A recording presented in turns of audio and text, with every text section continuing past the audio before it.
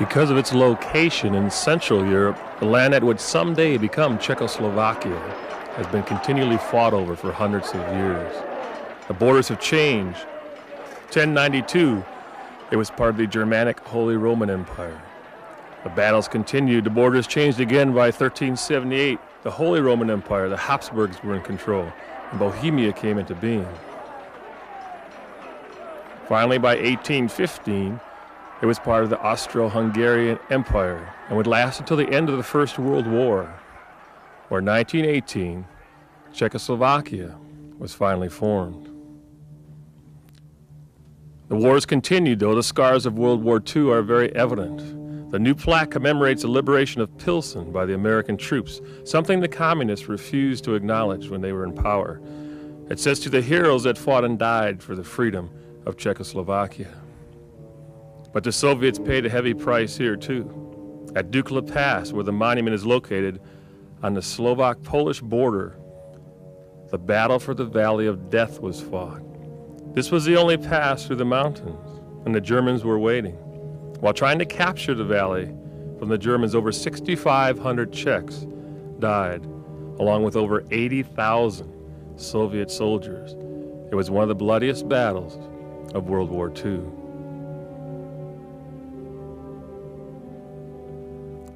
Today, there's not much left of the town of Leditsa, just a museum and some ruins. But it was wiped out by the Germans as a scapegoat for the assassination of the Nazi leader Reinhard Heinrich in Prague. 172 men were lined up against the wall and executed. The women and some of the children were sent off to concentration camps. It's hard to imagine what it was like here on June 10th, 1942, when the town was wiped out.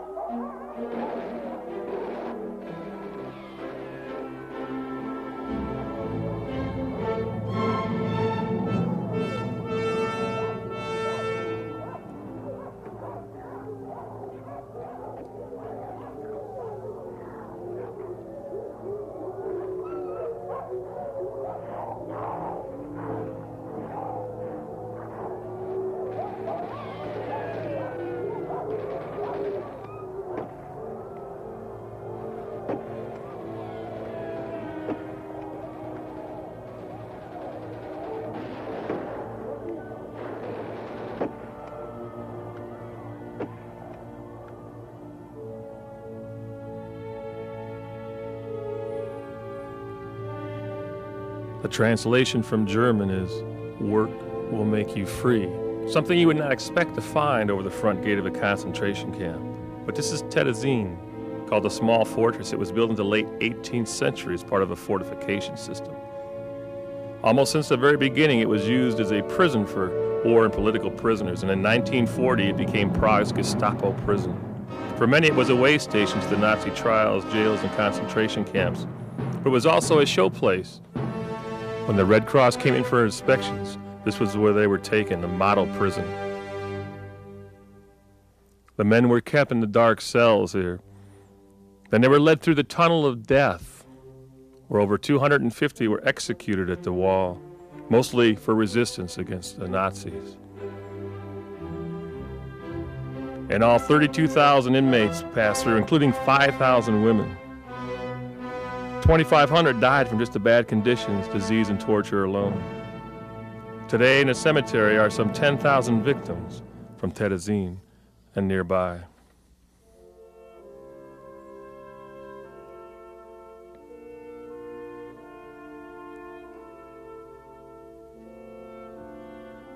For the next 40 years, communism followed. January 1968 was the beginning of what was called the Prague Spring. So-called socialism with a human face was to provide more freedom of the press. But on August 20th, that dream was crushed by Soviet tanks. But a new day was beginning to dawn here, and finally by 1989, communism was finally forced out in what was called the Velvet Revolution. And just 3 years later, on January 1st, 1993, Czechoslovakia was no more.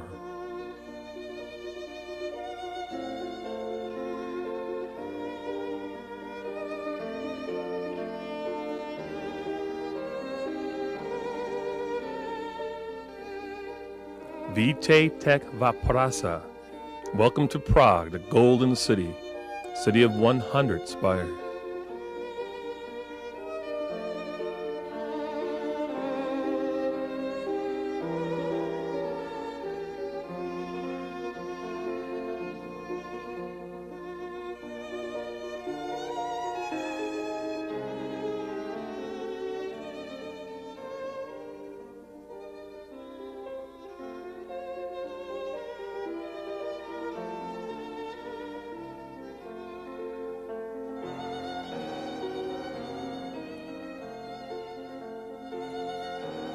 During my first visit here in 1986, there were very few tourists.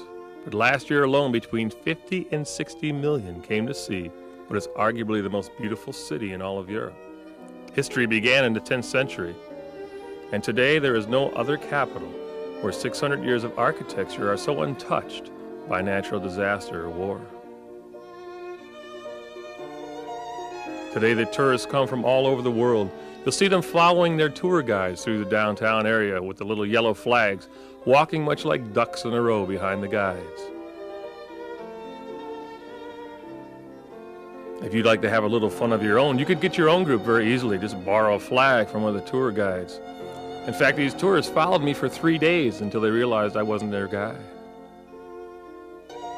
The Church of St. Nicholas, the most remarkable building of Prague Baroque architecture, was created in the years 1700 to 1755. Loreto, a Baroque place of pilgrimage from the 16 and 1700s. And the crowning gem of the city is a National Theater, a neo-Renaissance design built from the proceeds of public collections.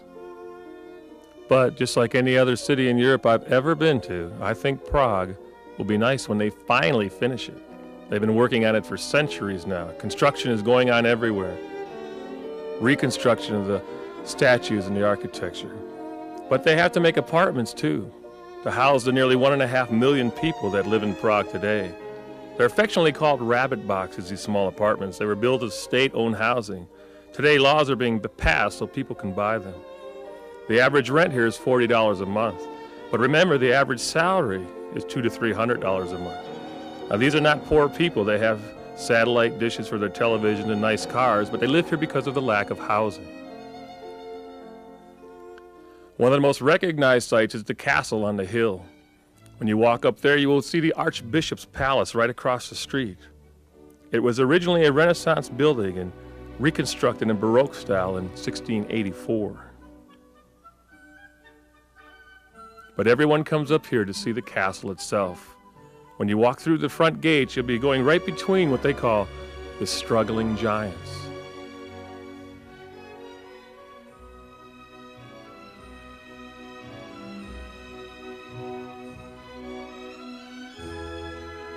Continuing on, you'll cross over the Matthias Gate, named after the French master builder who built it in the 7th century. Here you'll find yourself in the second courtyard.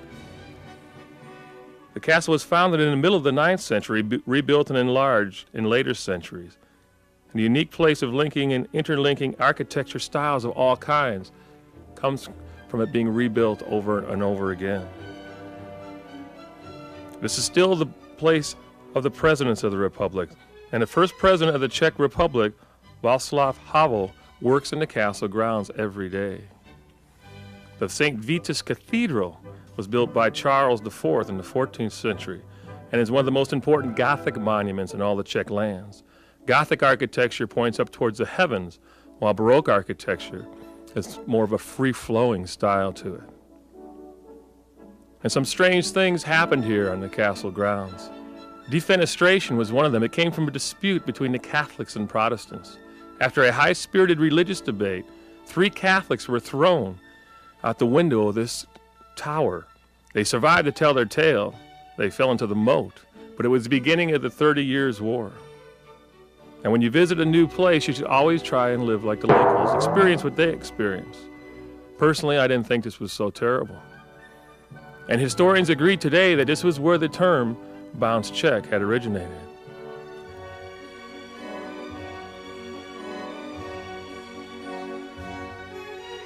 Charles IV took control of Prague He was elected emperor, and it was during his reign that Prague enjoyed its golden age. He is called the father of the country. In just 30 years, he transformed Prague into one of the most important cities in all of 14th century Europe. He established a university, the cathedral we just saw, and a number of monasteries and churches. In fact, he even founded an entire new town to accommodate the students arriving at the very first university in Central Europe. But his most famous legacy is the Charles Bridge, crossing the Vltava River, one of the oldest stone bridges in all of Europe. It was founded by Charles in 1357, and the statues present a unique open-air gallery of Baroque art. Instead of going indoors to a museum, you can walk around outdoors and enjoy the art.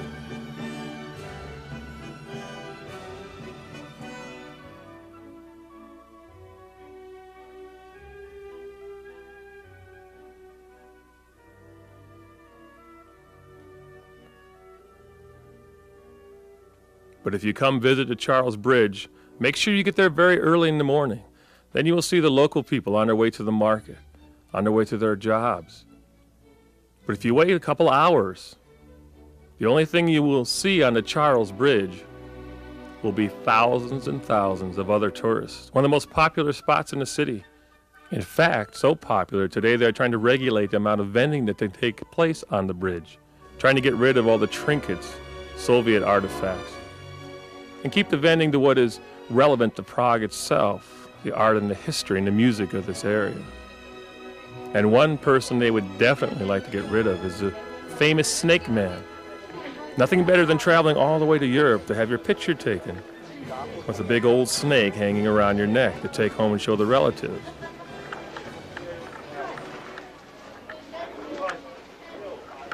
But if you'd like to get away from all the tourists, there is a place to do that in Lessertown, just below the bridge itself.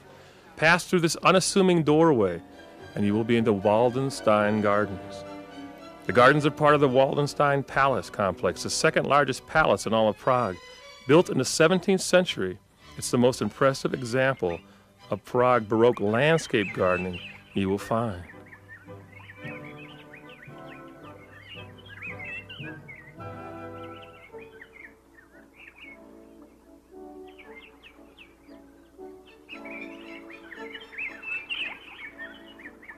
It's definitely a great place to cool off your feet and get away from the maddening crowds.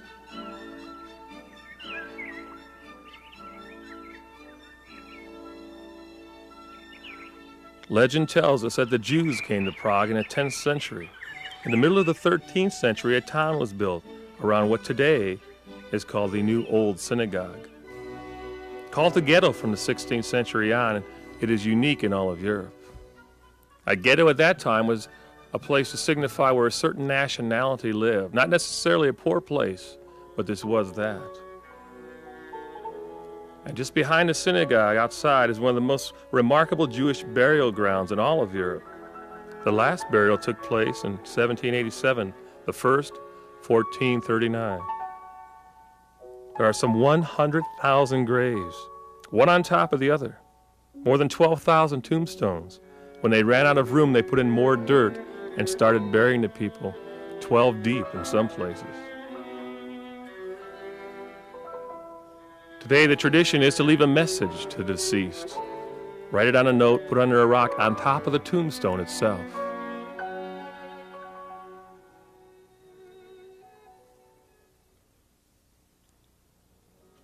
When you reach the old town square, you cannot understand why everyone is so intently looking towards the heavens here. What could they possibly be so interested in? What could possibly fascinate these hundreds of people? But they're looking up at the astronomical clock located on the Old Town Hall, the most popular attraction in Old Town Square. The reaper turns his hourglass upside down. The Turk shakes his head, no, no, not yet, while the vain man looks in the mirror and the miser shakes his purse. Then the apostles appear in procession at each full hour, parading in front of the windows for you.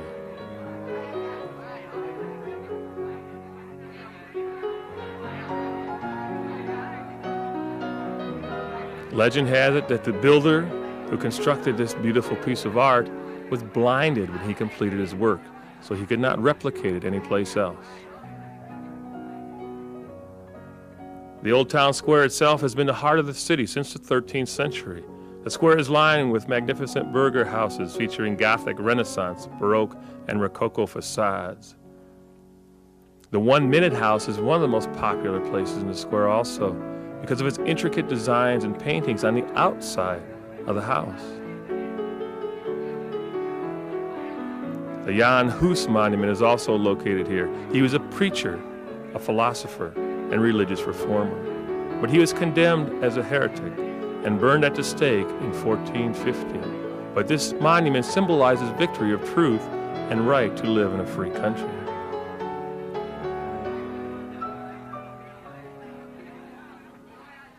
The square is a perfect place for people watching on a nice afternoon. You can watch them eat and eat and eat. Great kielbasa here, and also nice music coming from the outdoor cafes.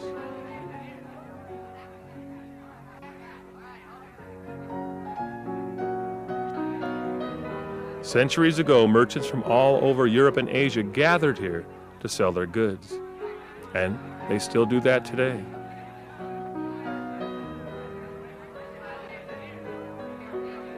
Even Disney has made its way across the ocean to the Old Town Square.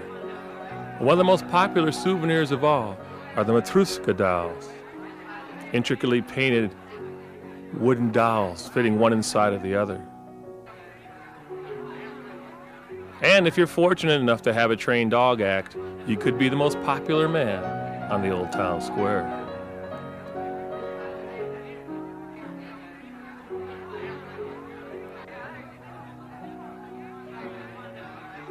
Hundreds of people gathered, mesmerized by this dog troupe. And of course, after the show is over, the plate has to be passed so the dogs can eat. I'm sure they were eating better than I was. In the old days, the criminals were punished in the town square by being put in stockades and embarrassed in front of their friends.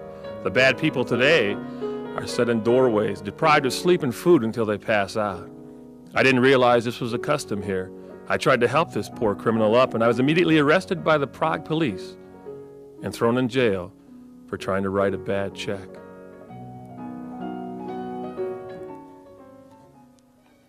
The writers are famous here, Kafka and Kundera, and the musicians too, Smetana, Dvorak, Janacek.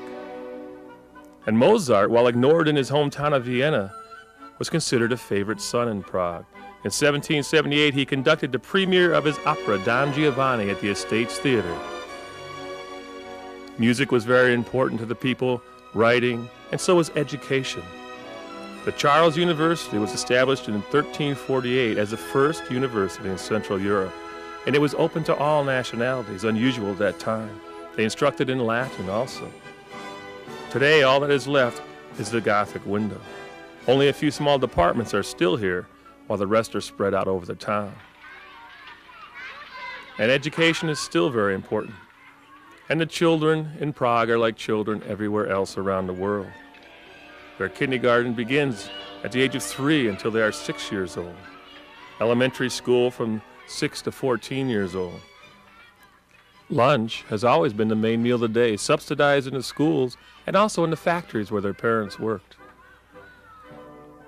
When the communists were in power, Russian was the only language taught in the schools. Today, the children learn English, Japanese, and any other language they'd like to. They also have the modern learning equipment that they need. The kids all know how to work their computers today. But their education is not confined indoors. They have gardening classes out of doors. And as you'll see later in the film, gardening is very much a part of the culture of these people. Now some of the students will go on to prepare for university for 4 years, while others will go to vocational schools to learn a job and trade. And it's not just the young people that are well taken care of. The pensioners are sent a monthly check from the state. The retirement age for men, 60 years old. For women, it is 57. But that is for women without children. For every child you have, you can retire 1 year earlier. Imagine how early you could retire if you had 25 children. Think of the rest and relaxation you could get. Before leaving Prague, you have to visit Wenceslas Square. It originated in 1348, and it's been the hub of social and cultural activity ever since. The Wenceslas Memorial is there for Prince Wenceslas, not King. But most people come here to see the memorial to the victims of communism. In 1969, student Jan Palach stood on the steps of the National Museum to protest the Prague Spring invasion. He doused himself with gasoline, struck a match, and ran in flames until he fell here. He died 4 days later in the hospital. But his sacrifice inspired a nation. The next day, 200,000 gathered in the square to honor him. Still visible is the balcony where Gottwald, the first communist leader of Czechoslovakia, completed a bloodless takeover, announcing to 100,000 people the country was now under communist rule. The building was named a museum after him. Today, it's a savings and loan. From this balcony, Havel made his speech to a massive demonstration that led to the end of communism in 1989. Today, the old Soviet reminders are being taken away. The statues have been removed from this building. The Parliament building was once called the largest puppet theater in all of the world because the Czechs and Slovaks had no control over their own government.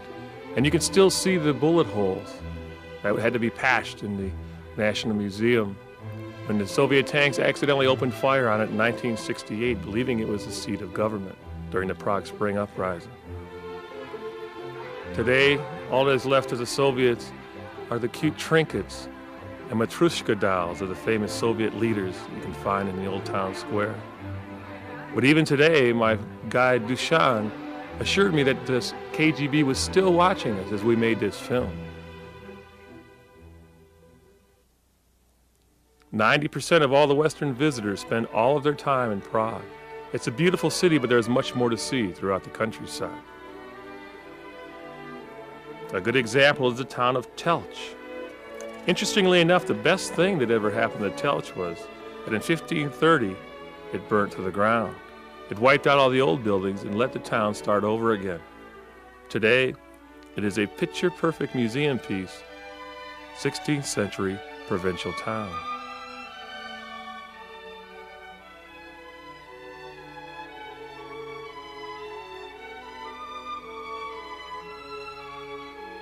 But my personal favorite has to be the town of Český Krumlov. Once you cross the old moat and head into the castle, it is like you are going back centuries in time.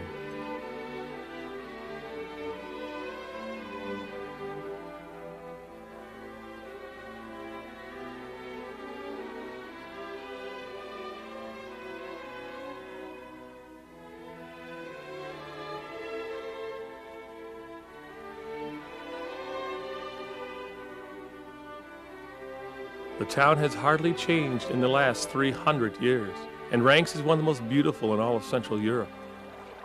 In July, the townspeople put on their medieval costumes for a large festival, and it is easy to believe you are gone back in time several centuries. Most people spend all their time visiting the castle, but visit the narrow streets and the city itself before all the other tourists get here. These two are museum piece towns, but a typical village would look more like this. And in every village you go through along the countryside, you will find gardens on every place that is available to grow something. The people are poor in these villages, but not in the same sense as we think of it. They have plenty to eat. They grow all their own food by hand and work very hard doing that, using the old-fashioned methods.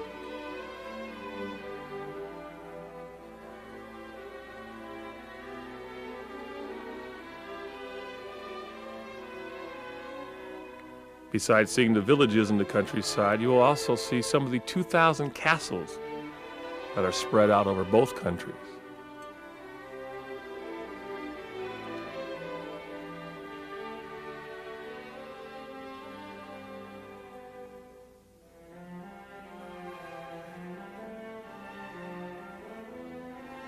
One of the most spectacular sights in Slovakia is Spišský hrad, the largest castle in either country.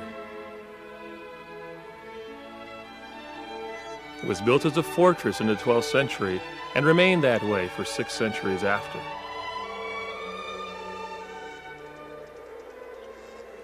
Once you climb the hill into the castle grounds, you can look out and understand why it was a perfect fortress. You could see the enemy coming hours before they arrived at the castle gate.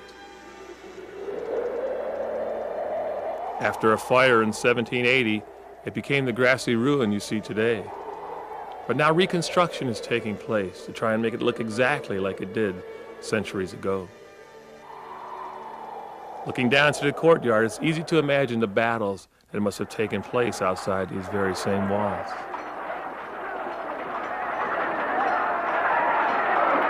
In 1426, this battle took place between the Hussites and the Germans, when the Germans tried to invade the Czech kingdom.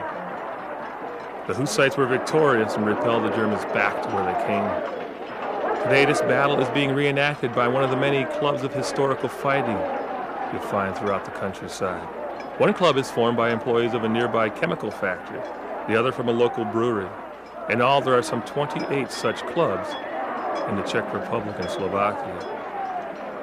And there's nothing that calms your nerves before a big battle than having a cigarette.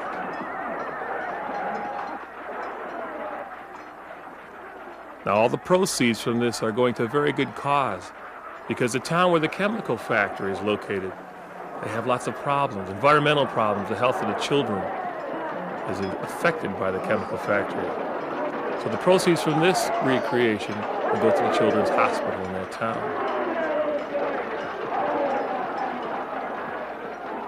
Now, it's very easy to get caught up in all this excitement. You want to get closer and closer to get better shots of the fighting, but don't get too close because you could be injured yourself. Make sure you take the time to go for a ride in the beautiful agricultural regions of Slovakia and witness the lovely countryside.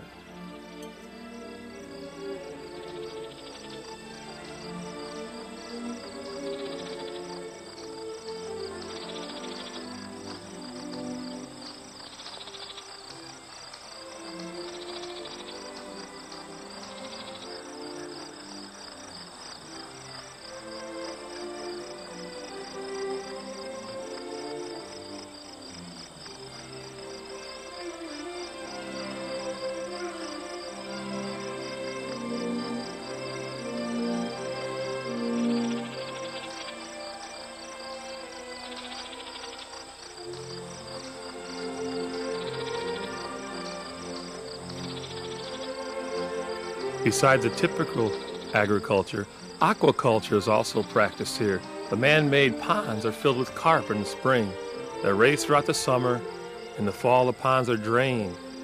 The townspeople come out to collect the carp. A big festival ensues. And some of those are saved because the traditional Christmas dinner here is not turkey or ham, it's carp. As you drive through the countryside, you'll see cattle grazing, more so in Slovakia in the Czech Republic because they have more open grazing land. And you will also see people working very hard in the fields everywhere, mostly women. Now the men aren't sitting at home relaxing, they're working in the factories themselves. Sometimes the women will work together in the little villages.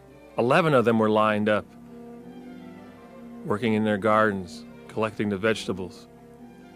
This way they could sing songs. I even heard they gossiped about the other women in the village, but I can't believe that would be true.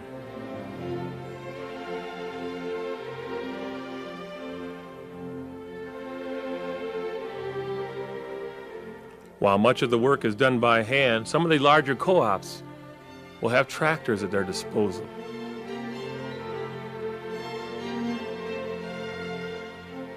But one thing that has to be done by hand are the traditional haystacks that let you know that you are really in Eastern Europe. You'll notice a hole inside the haystack so the hay can dry from the inside out. Now, once it is cut and reached the perfect dryness, the entire town will descend on the hillside to collect it. The whole family, from grandfather down to junior. Except grandfather looks like he's working a little harder than junior sitting on the bicycle. And poor grandfather must be the most expendable in the family. If there's a problem with the trailer, he's the one that's chosen to crawl underneath to fix it. Beneath each of those haystacks is a wooden structure put up first, with a wreath of hay itself to hold the structure together. Then the family will gather around and rake up the hay, piling it to just the right height. When the communists were in control, the farmers were paid by the hour. Well, today capitalism has taken over. The farmers are paid by the haystack, and it has improved their productivity incredibly.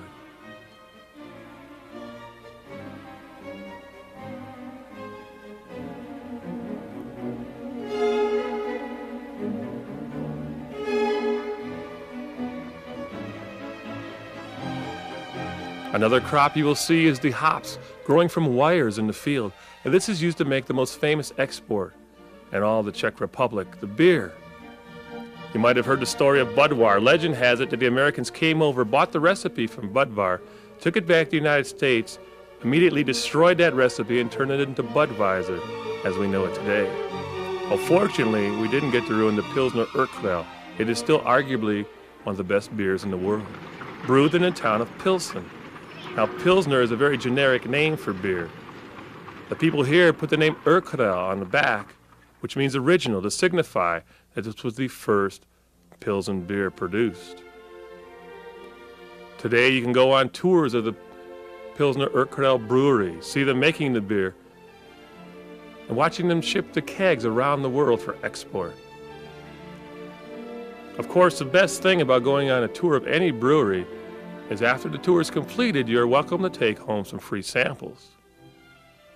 And the best thing about it for me was they told me I could take home as much as I could carry.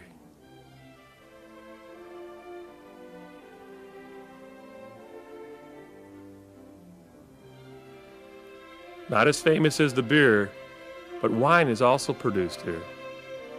You'll see many vineyards as you drive through the countryside, mostly in the Moravia region. Now, Moravia is not a country.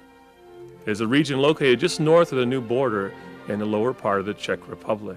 The Moravians are very famous for their wine production, folk dances, and folk festivals. Many of the wine factories are run as co-ops. The bottles are all washed and recycled, inspected, and filled up again and shipped out.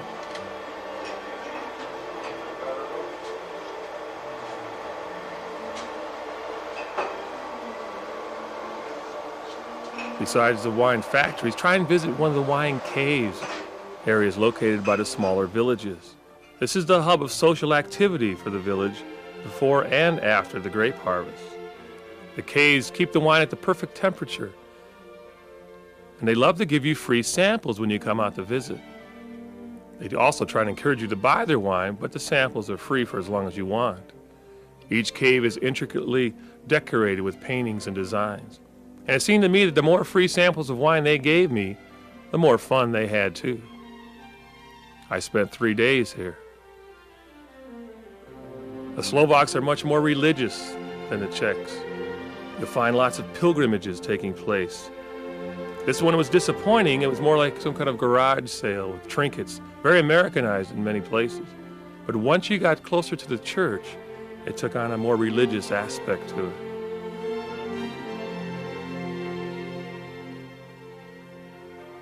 The mayor of this small town was dressed up in a suit, something it doesn't look like he does very often.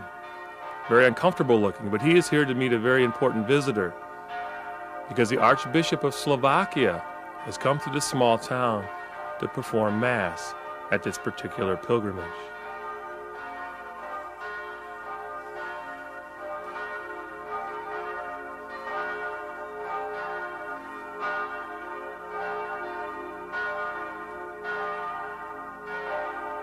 The second pilgrimage I witnessed was not disappointing at all. It was something like I had never seen. The country roads were packed with people walking, some of them barefoot for miles. The first weekend of July, they descend on the town of Levocha. Between 250 and 500,000 Catholics come here to attend the biggest of Slovakia's Marian pilgrimages. It's a very steep walk up the hill. The older ladies bring chairs so they can rest on their way up.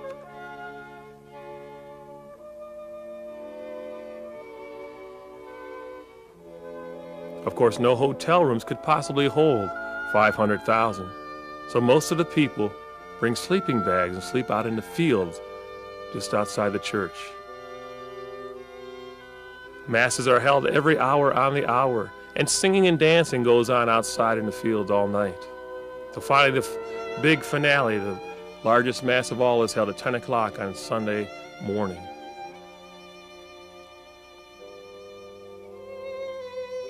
If you'd like to learn more about the customs of the people in the agricultural areas, visit one of the Skansens, an open-air museum. You can see the grape press where they used to make the wine by hand, and the cottages with their straw roofs. And if you visit the town of Chichmany, you'll see a picture-perfect Slovak village. Typical wooden cottages with farms, but what makes it special is a unique local tradition of house painting. Snowflakes, flowers, crisscrosses, and this tradition is entirely confined to this region. The ladies in the village will offer to sell you some of their handmade embroidery, some of it taking many months to complete.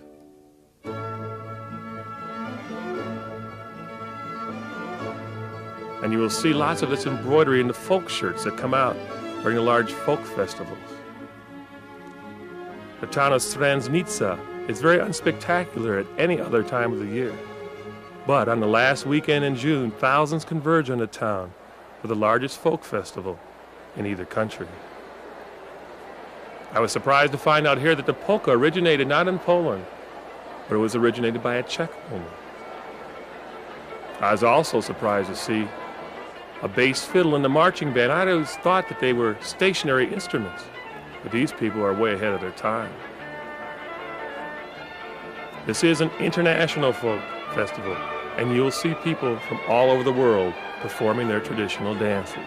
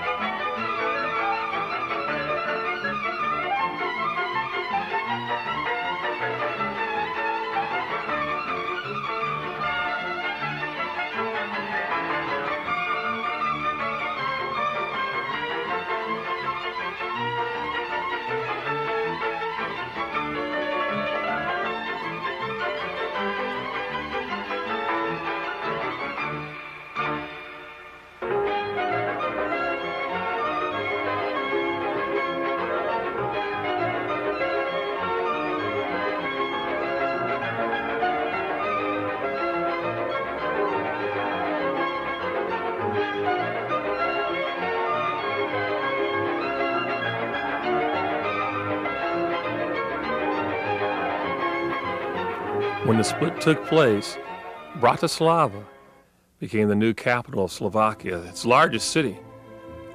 The castle on the hill was built in 1811 and dominates from above the city. It was named after Bratislav, the last leader of the great Moravian Empire. Although much of the architecture here is still intact, there are also many new buildings, concrete boxes, so to speak.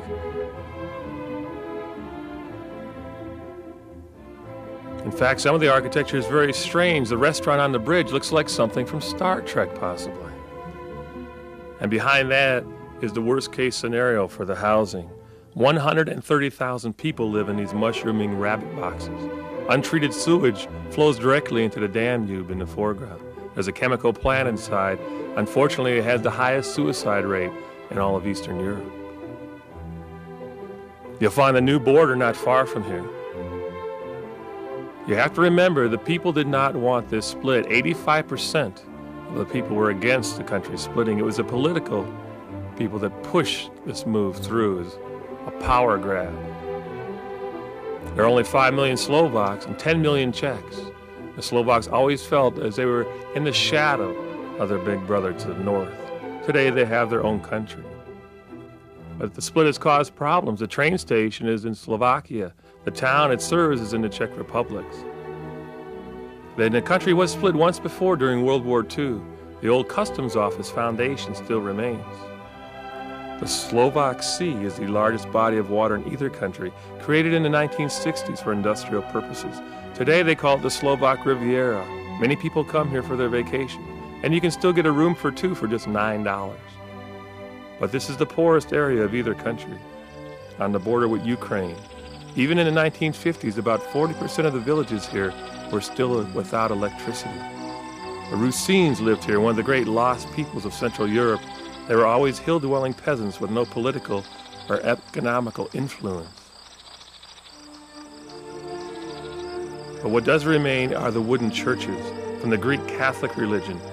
A remarkable number have survived to the present day, and most date from around the 18th century. And they still have the custom of putting the photograph of the deceased on the tombstone. Back up to the north of the Czech Republic, we find the spa areas. The water bubbles up out of the ground preheated. And many people come to Karlovy Vary, better known as Carlsbad, the main spa of the country. It is found that when Charles IV's hunting dog fell into a boiling pool of water here, and everybody who has been anybody has visited. Bach, Mozart, Beethoven, Chopin, Marx, Freud, all the way up to Mary Pickford, Douglas Fairbanks, and Rita Hayworth coming here to drink the healing waters. It comes out of the ground between 70 and 90 degrees, each fountain its own temperature. It says it rejuvenates you, the fountain of youth. And it must work because these girls were 65 years old this morning. When they first started drinking this water, I had to beg them to stop before it was too late.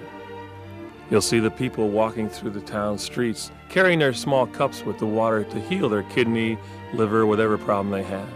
Some folks still think that Coca-Cola, though, is the fountain of youth. All the pools are naturally heated from the water coming out of the ground. People come here for one reason, for their health. Everyone here is interested in their health, except for the staff that works in the spas themselves. They're apparently trying to kill themselves as quickly as possible. Although it looks like this man is getting some sort of unusual treatment, he is actually one of the glass blowers producing the other famous export, the Bohemian crystal, said to be the finest in the world. The Bohemian glassware history dates back to several centuries earlier, to Switzerland, when a glass master and his family moved to northern Bohemia. Today, the factories produce hollow glass of all kinds, lead crystal glass, and also colored luxury glass for domestic as well as export. The young and old work together side by side, performing this delicate art. One mistake and the entire piece has to be destroyed. Long, tedious hours are put in, but the final product is worth the effort.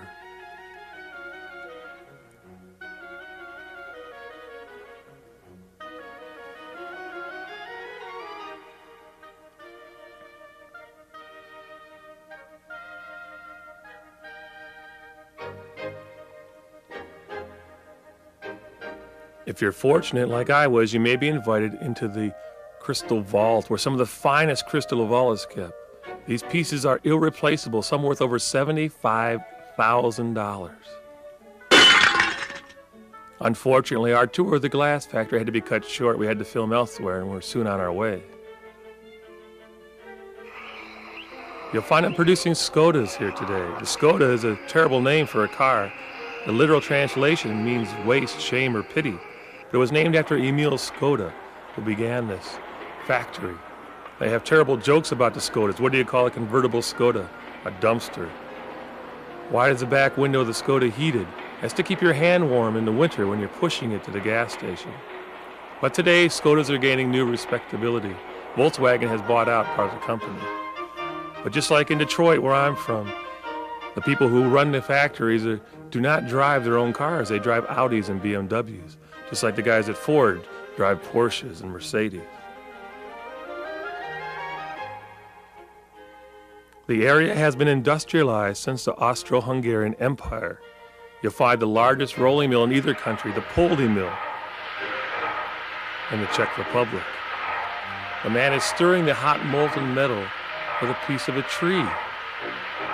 That tree branch will dissolve in the intense heat and will not spoil the finished product.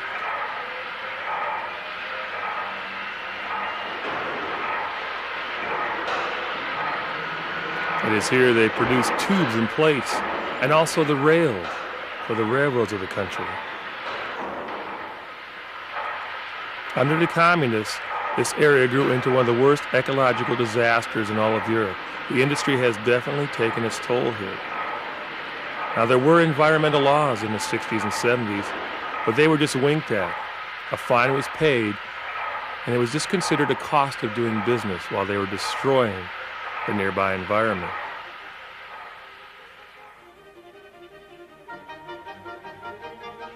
Today, as you drive through the countryside, you will see remains of these ecological nightmares.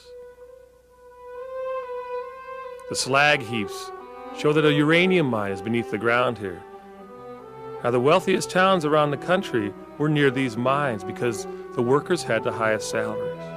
And unfortunately, also had the shortest lifespan. Now, most of the uranium was sent to Russia for military purposes. There are rumors there are small towns inside these mines to be used during nuclear war. And the shame of the uranium mines is that in the 1950s, the political prisoners were forced to work inside here, and many of them died from cancer at a very early age.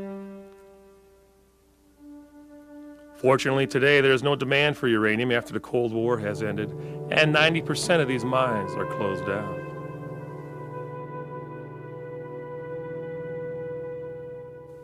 Water pollution is also a problem, resulting from the uncontrolled industrial and municipal discharges, agricultural runoff, air emissions, accidents, and spills. The rivers were a convenient method of disposal, just like in the United States, where the toxic waste was dumped, especially the Danube, where 8 nations dumped their waste. The Danube is still more alive than other European rivers. Ironically, it has been saved by the economic failure of Eastern Europe. 70% of the waterways are heavily polluted. 1/3 are incapable of sustaining fish or contain inedible fish. But today the people still fish. They are warned not to eat them, but they still do.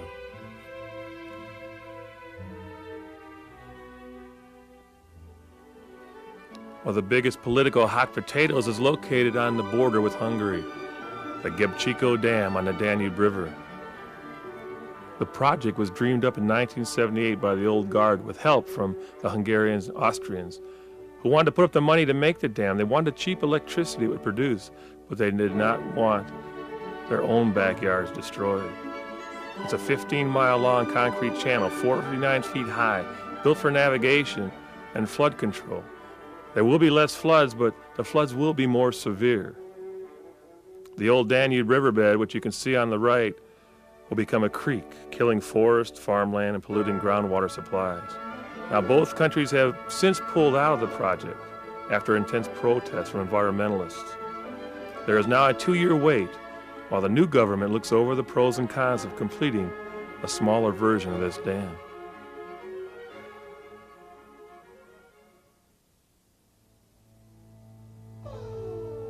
Next to every coal-burning power plant, you will find what they call a black lagoon.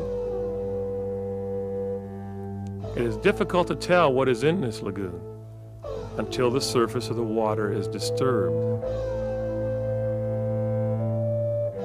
Then you can see it's a toxic waste dump. They do not have the money or the technology to clean up these problems today.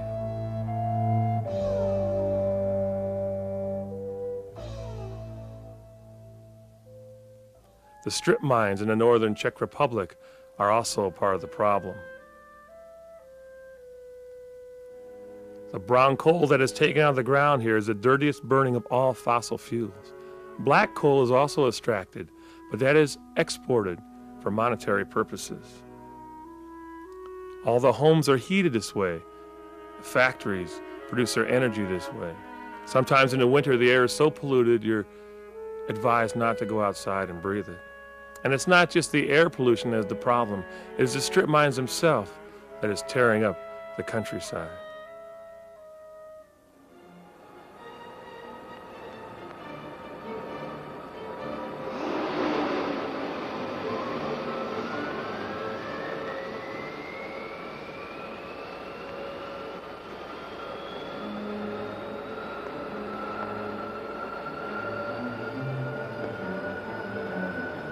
We are standing what is called the North Bohemian Coal Basin, the world's largest brown coal mining region, which extends into Germany and Poland. It's an almost continuous 30-mile-long man-made canyon of mines, factories, and prefabricated towns. 75% of the coal mined in the country comes from this region alone. Unfortunately, the life expectancy here is 3 to 4 years shorter than the rest of the areas. Respiratory disease rate for children is twice as high as in a non-coal burning region.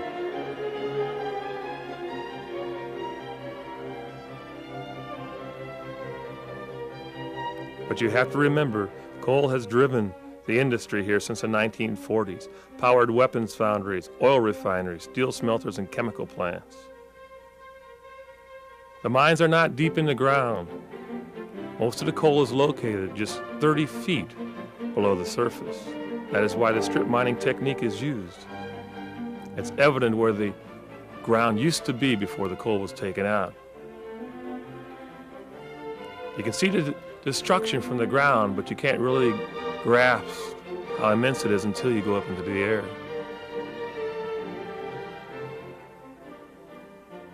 Here they have the fourth highest per capita consumption rate of energy in the world, 20 to 50% higher than more industrially advanced Western European states. The tragic part is they waste over half of the energy extracted. They rank close to last among industrialized countries in energy efficiency.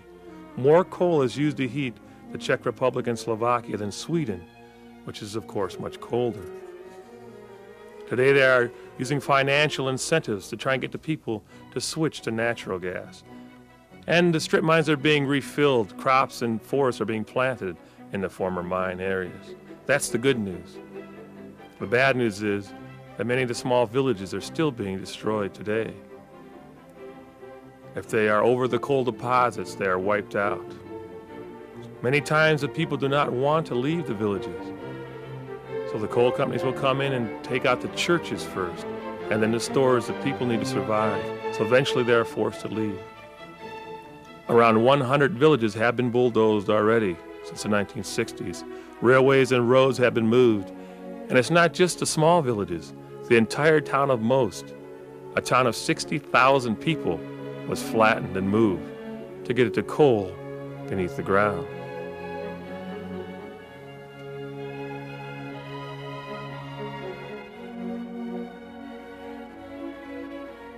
The people have been protesting this for years, but to no avail.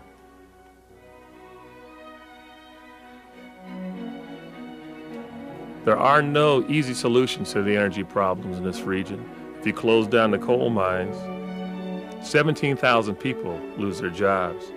If you shut down the hydroelectric dams, then you have to burn more coal to create more pollution. Nuclear is being thought of as an answer to the problems. 10 plants are planned, but only 2 are working today. When the communists built these plants, they did not take into account where they were building them. This particular one was built on the most active earthquake zone in all of Slovakia. The people here did not learn about the severity of the 1986 Chernobyl accident until 3 years later, due to the communists suppressing the information.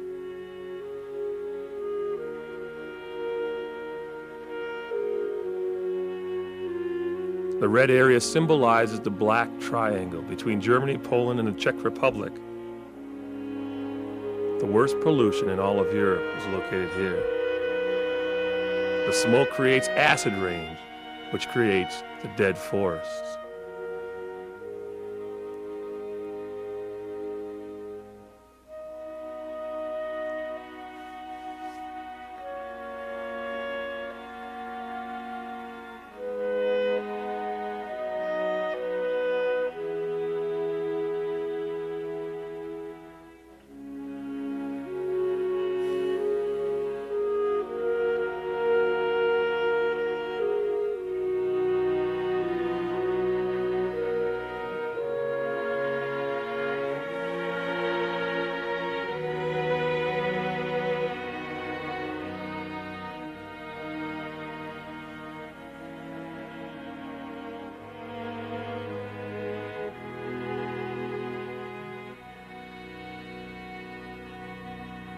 close to 1 million acres are damaged. Now, some believe the trees are being killed by fluorides washed out of the smoke, acid rain, while others blame the acidification of the soil and loss of trace elements for the trees dying. Still, some say the trees are just weakened by the pollution and then killed by the tree-eating beetles that inhabit this area.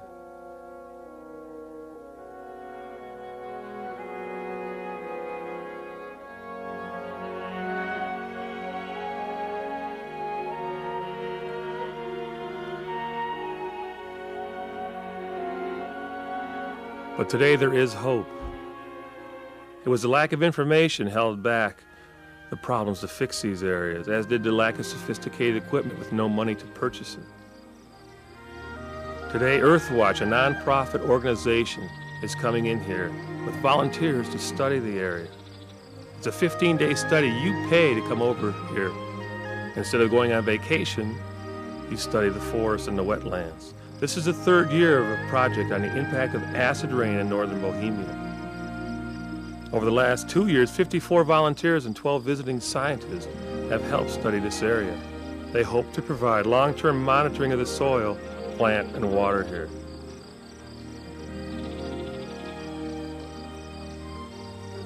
They take random samples of the soil. A metal square is thrown out into the forest. And from beneath that, they take a soil sample, which is then taken back to the lab and studied to see how polluted this particular area is.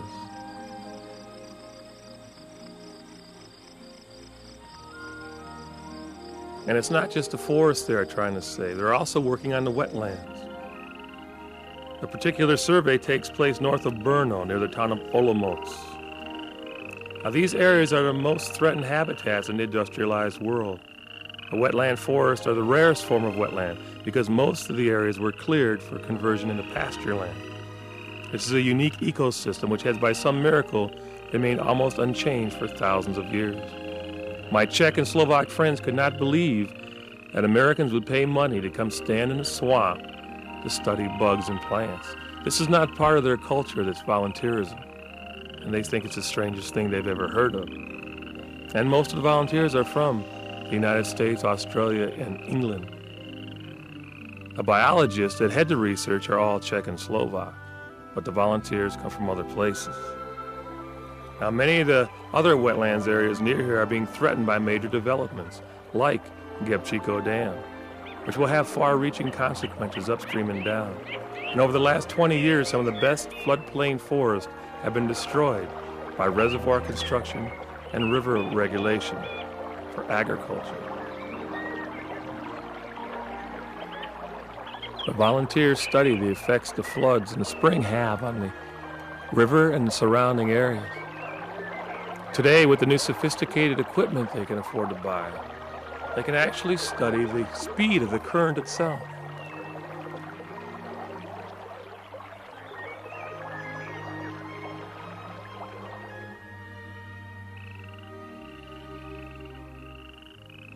The ironic thing about the waders being used here is that they were originally produced to protect soldiers during chemical warfare. Today, they're being used to help save the wetlands.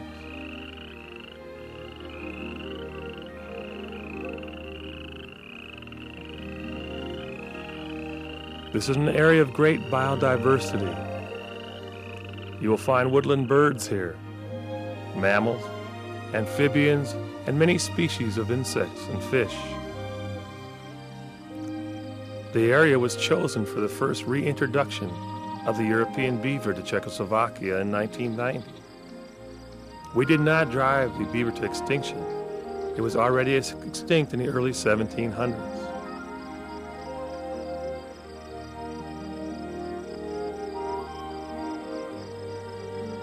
Besides studying the animals and insects here, the Slovak biologist leading this study is also taking samples of the plants to find out how much water they can absorb during the flood season. The leaf area can be estimated by drawing the leaf shape and cutting a copy on a piece of paper. The leaves themselves are weighed dry and then soaked in waters for 2 hours and then weighed again. This method can be used to determine water saturation.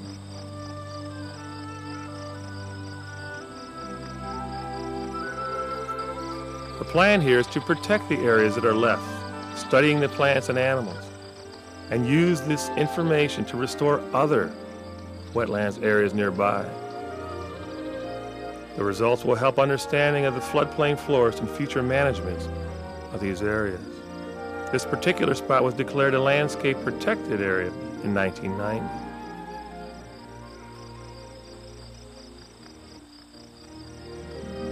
Unfortunately for many of the children, the only bears they will see in a zoo.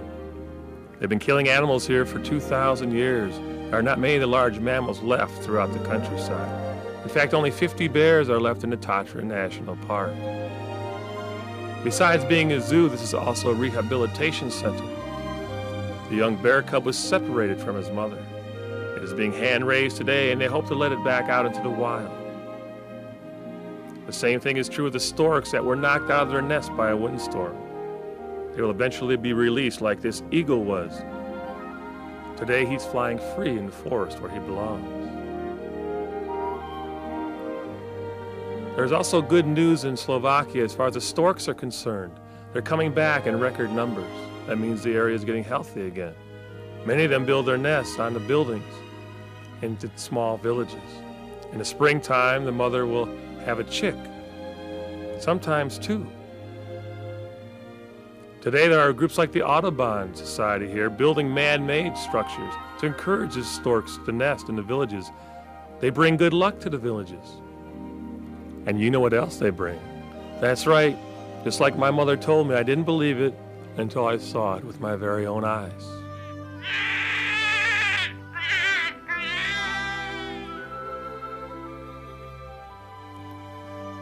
Now, interestingly enough, when the communists were in control here, they saved certain areas like Šumava.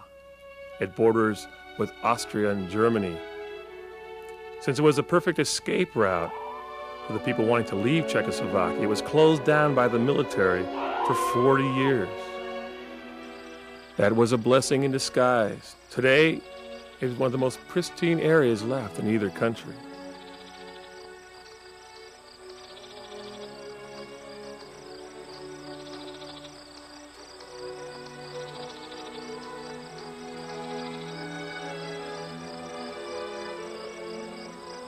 The remnants of the Cold War are still evident.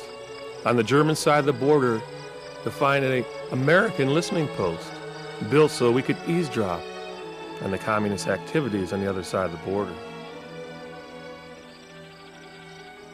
In the wintertime, people come by the thousands to ski in this beautiful land.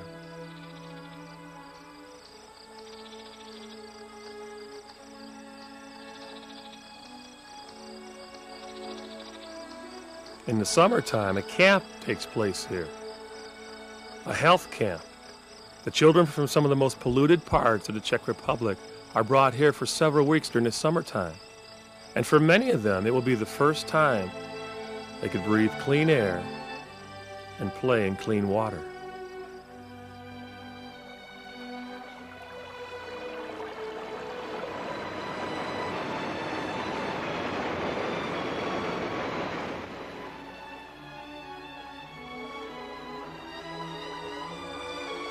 Today, they are very environmentally conscious here, passing new environmental laws all the time.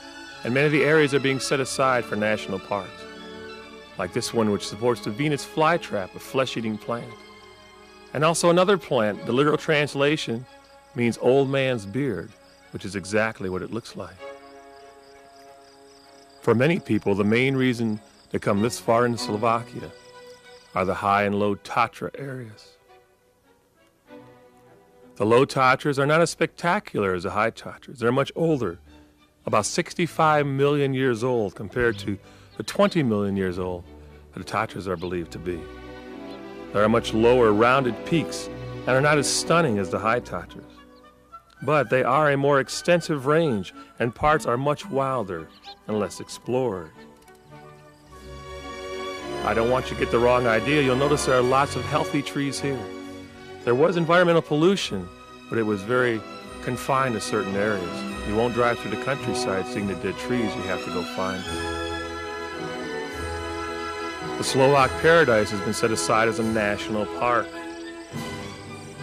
Hikers and mountain climbers from around the world come here.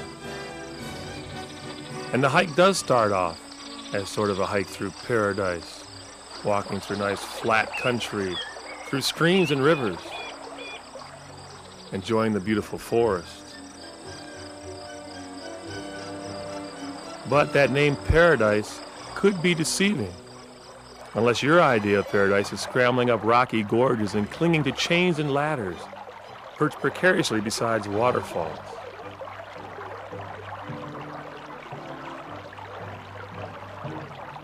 The hikers are dwarfed by the towering cliffs above them, some which are over 1,000 feet high.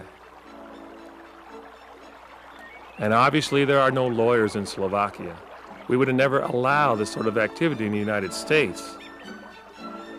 Here, if you fall off the ladder, it's your own problem. And you'll find high school students hiking through here, a rite of passage to speak. They forced those children to march through. Some of the women were in tears, crying hysterically. They were too frightened to go up those ladders, but it's too dangerous to go back down. The canyons are so narrow, there are only one way up. Again, the area here is very healthy. You can tell that by the rare tiger salamander we found in the streams, which means the water is extremely clean.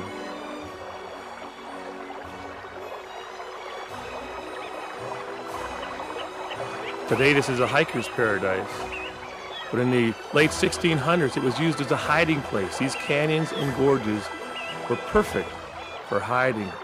And that's what Juraj Janošík did here. He is the most famous of the many Robin Hood figures who make up a large part of the songs and folklore of the mountain region. He joined the anti-Habsburgs army in 1703. After being defeated, he gathered a merry band of men, fled to the mountains and fought guerrilla style for many years. Now the difference between Slovak heroes and Robin Hood types is that the Slovaks always come to a bad end. In 1713, Juraj was captured and hung in the central square for his good deeds of stealing from the rich and giving to the poor. This is a 4-hour climb straight up these cliffs. You start to wonder if it's worth the effort, but when you reach the top, you know that it is.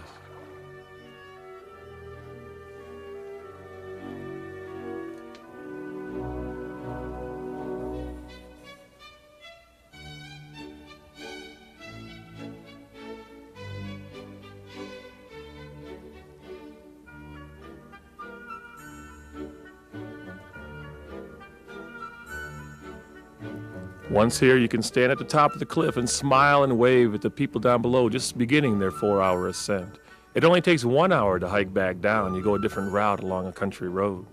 But make sure you have the correct hiking equipment. This is a very wet hike through the mountains. Make sure you bring your rubber boots because it's wetter than any place I've ever seen.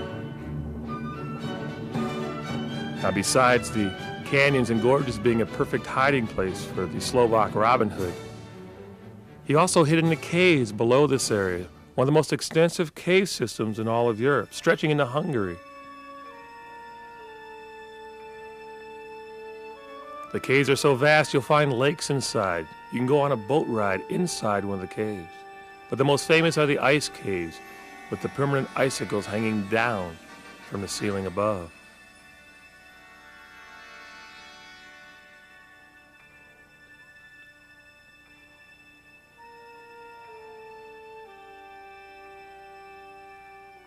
Here you'll find a statue of Juraj. More poems, novels, and plays have been inspired by his exploits than any other event in all of Slovak history.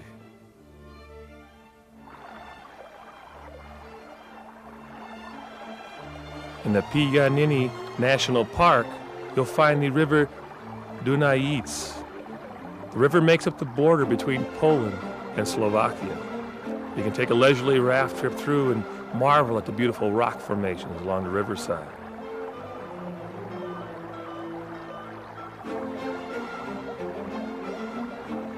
But the crowning gem of this area are the high Tatras themselves.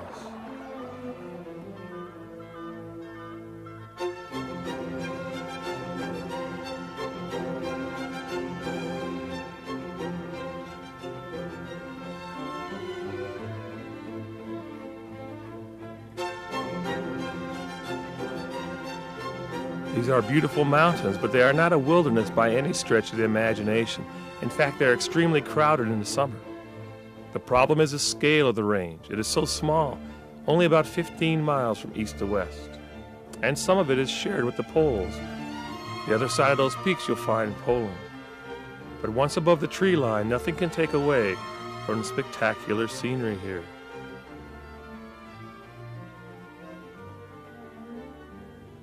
And that scenery is what brings thousands of tourists here every summer. They come by plane, by train, many of them to the town of Stary Smokovice, established in 1797. It's the oldest and most central of all the resorts. And it has more character than the others. Only a few buildings are modern. Many of the hotels retain the elegant grandeur of the 19th century, when the place was a favorite resort of wealthy Hungarians. The finest hotel of all, the Grand Hotel, was built in 1905 in neo-Alpine Baroque architecture.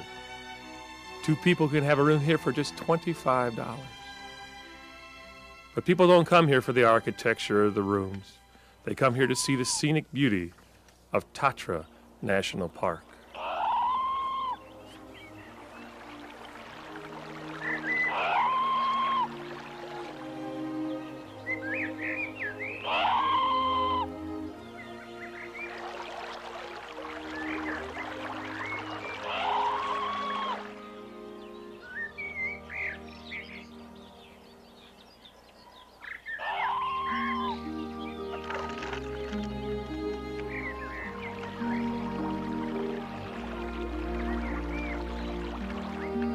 The park was established in 1949 and is the oldest and most important national park in either country. It is also the coldest and wettest part of either country. Lots of rain here in the summertime, which accounts for all the waterfalls and the over 105 lakes contained inside the park. You'll find spruce, pines, birch, and aspen here.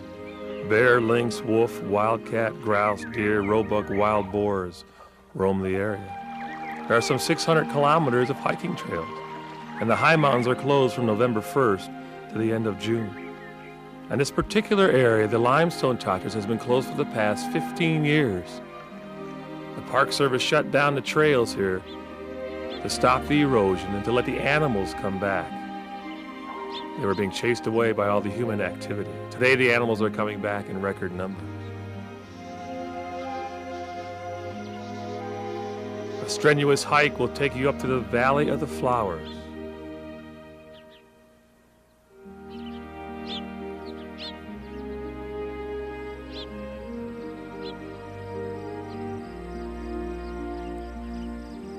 From here you can look up and see Mount Garlock. About 7,000 feet high, is the highest of all the peaks in the Tatras.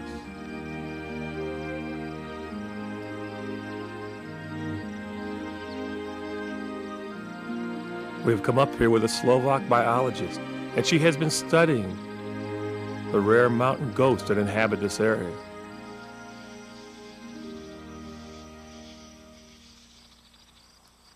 I'd never even seen a photograph of these unusual goats before. They're called shemis. They live on the alpine meadows and steep Tatra walls. They live in flocks, led not by a male, but by a wise old female. In fact, the bucks live alone and only join the flock during the mating season from November to December. The following spring, the cows will have one or two young. Their greatest enemy up here is the bad weather, especially the avalanches. They're hunted by lynx and wolves, and sometimes the young are taken by eagles. They feed on the grass, the pine needles, and lichen, and can weigh up to 90 pounds. During the 1960s, 900 lived in this area. Today, less than 400 survive. A biologist blames the intrusion of people on the area, and also the lichen that they eat is heavily polluted from the air pollution floating over these beautiful peaks. Every afternoon in the summer, the rains come in, the clouds blow into the mountaintops. It's time for us to head back down to the valleys below. I realize not everyone can hike up into these desolate areas, but that's no excuse for not seeing the Tatras themselves. You can take the gondola ride up the top of Mount Lomnitsky, the second highest peak in the Tatras and the most popular because of the chairlift that started here in the 1940s. It's a beautiful place to visit, but a little difficult if you're afraid of heights.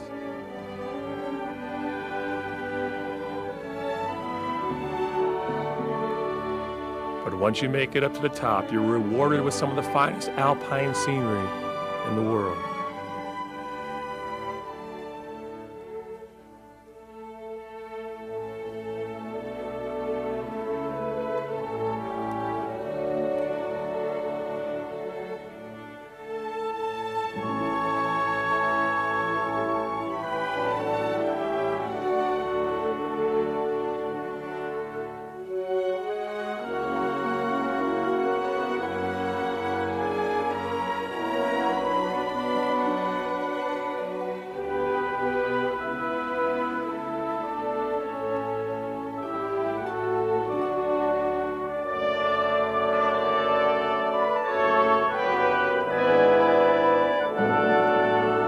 No one is sure what the future will bring to these two brand new countries.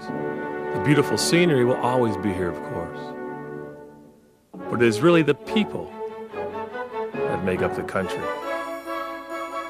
And the borders have changed here so often in the past that this is nothing new for the Czechs and Slovaks. They are very resilient people, very proud people. And I'm sure we'll carry those traits on into the future of the Czech Republic and Slovakia.